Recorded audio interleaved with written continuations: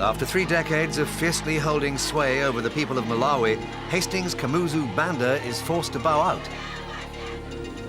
Spectres of political times past come back to haunt the Italy of today. Searing temperatures scorch the Indian state of Rajasthan as the region bakes in a record-breaking heat wave. Also in Roving Report, a Turkish treasure hunt to track down some of the lost relics of the nation's heritage.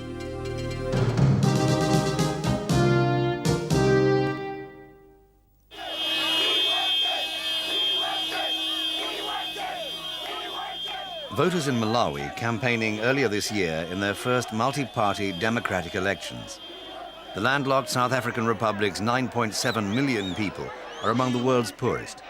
But the change they clamored for was above all political. An end to 30 years of a one-man dictatorship. At this United Democratic Front rally, party leader Bakili Muluzi, now state president, caught their mood. We are promising the people of Malawi change. Change.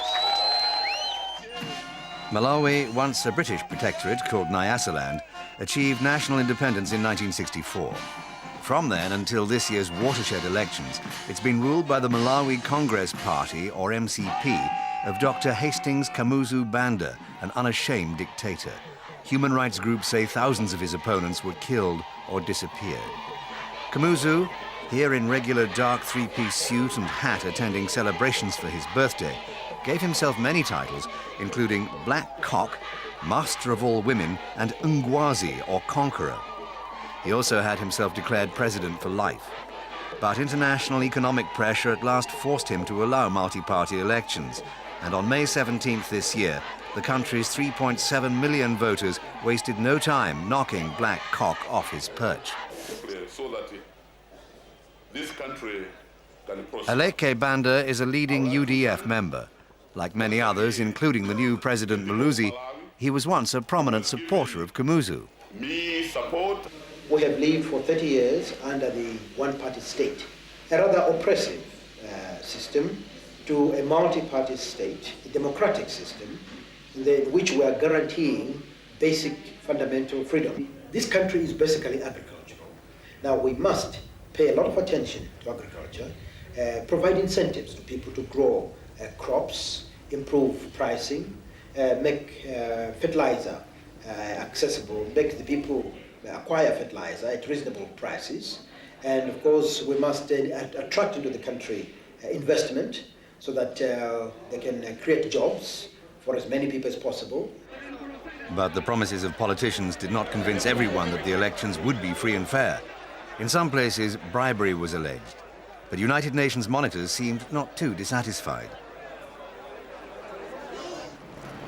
In the event, Kamuzu Banda and his MCP lost virtually all support outside his tribal heartland, central Malawi. MCP! MCP! MCP! We want Kamuzu! We want Kamuzu!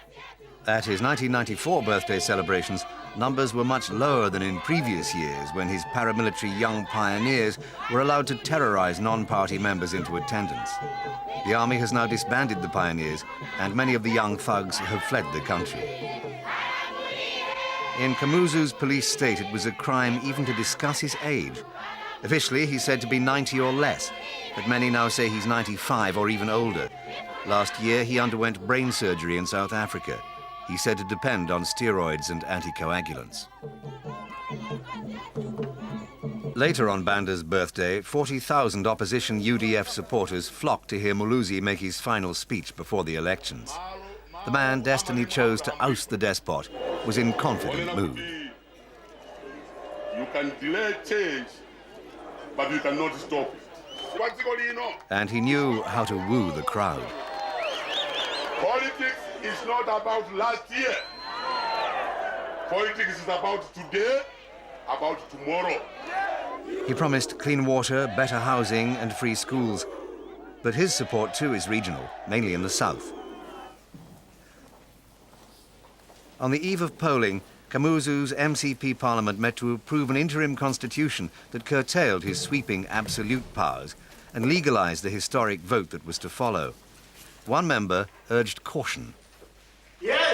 must introduce measures to reform some of our social injustices, if there are any.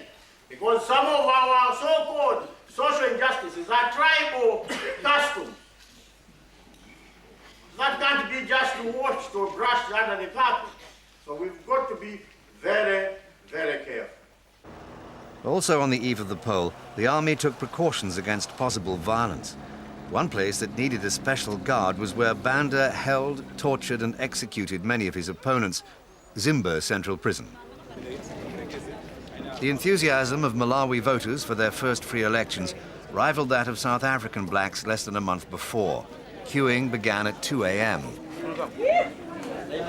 Well, there's a change in Malawi. It means it's what we've been fighting for a long, long time. There were two polls, one to elect a president from among the 4 candidates, the other for members of parliament.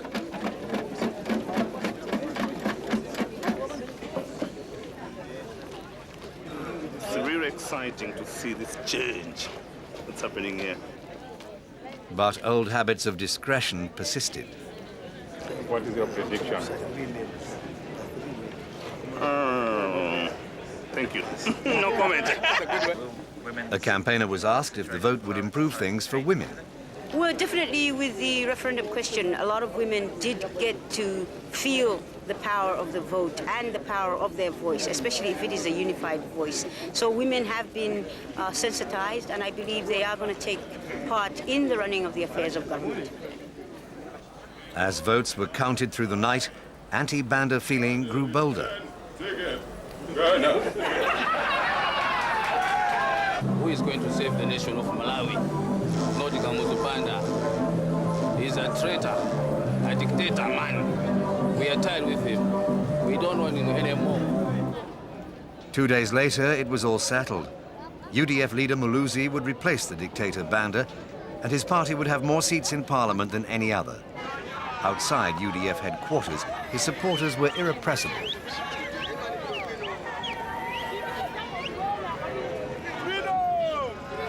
It was day one of Malawi's Second Republic, but with the hopes of millions resting on him, the party's leader was doubtless pondering his own words.